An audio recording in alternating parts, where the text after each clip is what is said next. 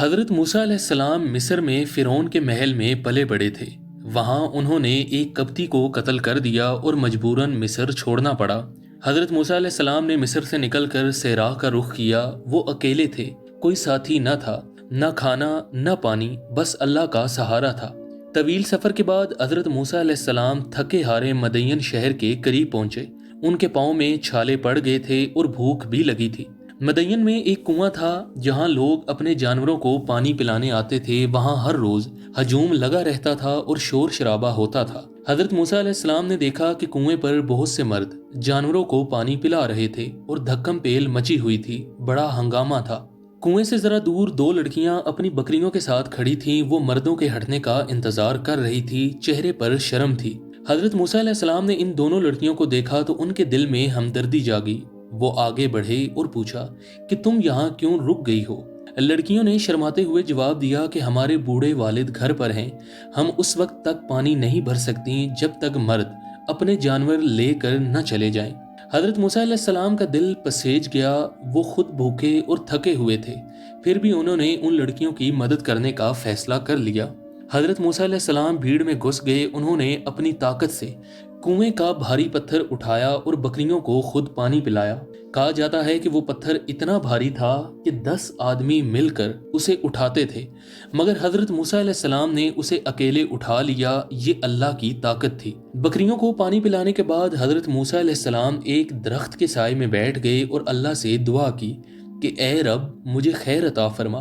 دونوں لڑکیاں جلدی گھر پہنچ گئی۔ ان کے والد حضرت شعیب علیہ السلام حیران ہوئے کہ آج اتنی جلدی واپس آ گئیں، روز تو دیر ہوتی تھی۔ لڑکیوں نے اپنے والد کو سارا ماجرا سنایا کہ ایک اجنبی مسافر نے ہماری مدد کی، وہ بہت طاقتور اور شریف النفس انسان لگتا تھا۔ حضرت شعیب علیہ السلام نے سن کر کہا کہ جاؤ اسے میرے پاس بلا لاؤ، ایسے نیک انسان کی مہمان نوازی کرنا ہمارا فرض ہے، جلدی جاؤ۔ ایک لڑکی حضرت موسیٰ علیہ السلام کے پاس گئی۔ قرآن میں لکھا ہے وہ شرم و حیا کے ساتھ چل رہی تھی، اس کی چال میں وقار اور پاک دامنی تھی۔ اس لڑکی نے کہا کہ میرے والد آپ کو بلا رہے ہیں تاکہ آپ کی مدد کا بدلہ اجر کے طور پر ادا کر سکیں، آپ تشریف لائیں۔ حضرت موسیٰ علیہ السلام اس کے ساتھ چل پڑے۔ راستے میں ہوا سے اس لڑکی کے کپڑے اڑنے لگے تو حضرت موسیٰ نے نظریں نیچی کر لیں۔ حضرت موسیٰ علیہ السلام نے اس لڑکی سے کہا کہ تم پیچھے چلو اور راستہ بتاتی جاؤ، میں آگے چلتا ہوں۔ یہ ان کی حیا تھی۔ حضرت شعیب علیہ السلام نے انہیں دیکھا تو بہت خوش ہوئے، کھانا پیش کیا۔ حضرت موسیٰ نے پہلے ہچکچایا مگر پھر بسم اللہ کہہ کر کھانا کھایا۔ کھانے کے دوران حضرت موسیٰ علیہ السلام نے اپنا سارا واقعہ سنایا، مصر سے فرار، صحرا کا سفر، تھکاوٹ اور اکیلا پن، سب کچھ بتا دیا۔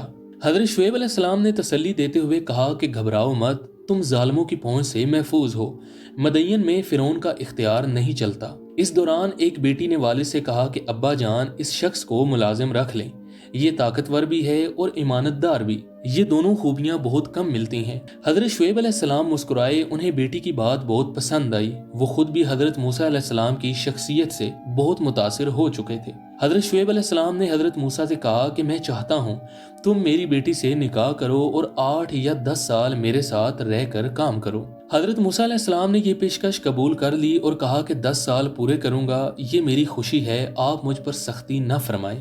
حضرت شعیب علیہ السلام نے فرمایا کہ جو بیٹی تم چاہو اسے تمہاری بیوی بنا دوں گا، میں تم پر ظلم نہیں کروں گا، اللہ گواہ ہے۔ اس طرح حضرت موسیٰ علیہ السلام کا نکاح صفورہ سے ہو گیا، جو حضرت شعیب علیہ السلام کی وہی بیٹی تھی جو انہیں بلانے گئی تھی۔ نکاح کے بعد حضرت موسیٰ علیہ السلام کو ایک گھر مل گیا، ایک پیار کرنے والی بیوی ملی اور ایک عزت دار بزرگ سسر بھی مل گئے۔ صفورہ بہت نیک، شریف اور وفادار خاتون تھی۔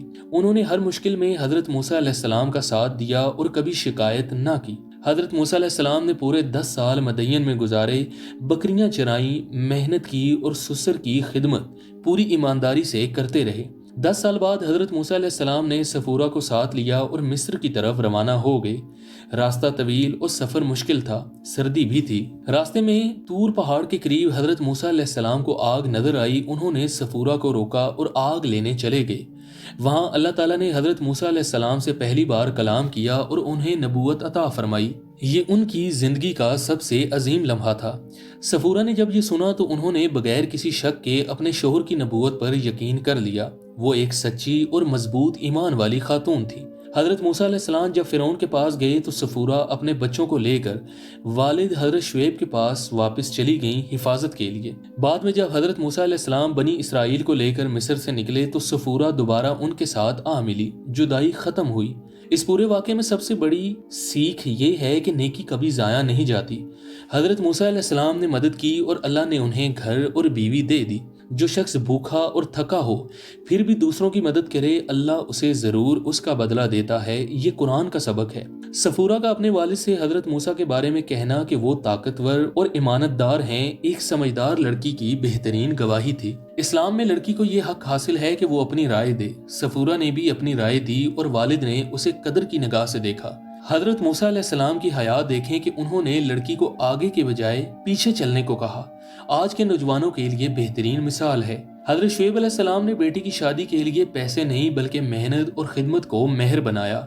یہ ایک انوکھا اور پاکیزہ کام تھا۔ 8 یا 10 سال کام کرنا دراصل ایک تربیت تھی۔ اللہ حضرت موسیٰ علیہ السلام کو نبوت سے پہلے محنت اور سبق سکھا رہے تھے۔ اس واقعے سے پتہ چلتا ہے کہ مشکل وقت میں بھی انسان کو نیکی نہیں چھوڑنی چاہیے۔ حضرت موسیٰ علیہ السلام نے مصیبت میں بھی مدد کی۔ سفورہ نے کبھی یہ نہیں کہا کہ میرے شوہر پیغمبر ہیں اس لیے وہ کام نہیں کریں گے۔ انہوں نے سادہ زندگی قبول کی۔ یہ جوڑا دنیا کے لیے بہترین مثال ہے۔ شادی دولت سے نہیں بلکہ اخلاق، دیانت اور اللہ کے بھروسے پر کرنی چاہیے۔ حضرت شعیب علیہ السلام نے بیٹی کی شادی ایک بے گھر مسافر سے کی کیونکہ انہوں نے اس کا کردار دیکھا، بینک بیلنس نہیں دیکھا۔ اللہ تعالیٰ نے اس واقعے کو قرآن میں سورہ قصص میں بیان فرمایا، یعنی یہ صرف کہانی نہیں بلکہ قرآنی سچائی اور رہنمائی ہے۔ آخری بات یہ کہ جو اللہ پر بھروسہ رکھے وہ کبھی تنہا نہیں ہوتا۔